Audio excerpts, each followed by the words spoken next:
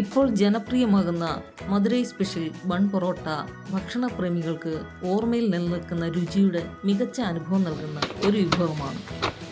ലെയറുകൾ നിറഞ്ഞ പുറംഭാഗം ക്രിസ്പിയും ഉൾഭാഗം മൃദുവുമായ ബൺ പൊറോട്ട സാലഡിനൊപ്പം ഒന്ന് പരീക്ഷിച്ചു നോക്കും. പൊറോട്ട കഴിച്ചപ്പോൾ അതെങ്ങനെ ഉണ്ടാക്കുന്നതെന്ന് എനിക്കും ഒന്നറിയാൻ താല്പര്യമുണ്ടായി. വീട്ടിലുണ്ടാക്കാൻ സാധിച്ചാലും എനിക്ക് കിട്ടിയ അറിവ് ഞാൻ നിങ്ങൾക്കും പങ്കുവയ്ക്കുകയാണ്.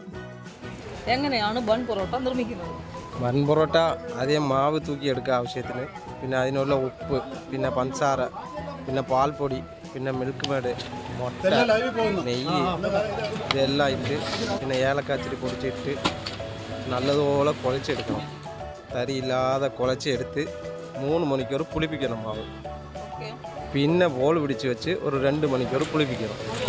അത് കഴിഞ്ഞ് നല്ലതുപോലെ വീശണം. വീശി തരിയില്ലാതെ വലുതായി വീശി ചുറ്റാതെ ഒന്ന് കറക്കിയെടുക്കണം.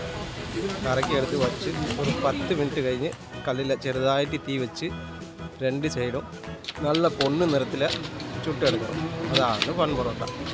Thank you. ഞാൻ കഴിച്ചു, വളരെ നന്നായിട്ടുണ്ടായിരുന്നു കേട്ടോ. Thank you.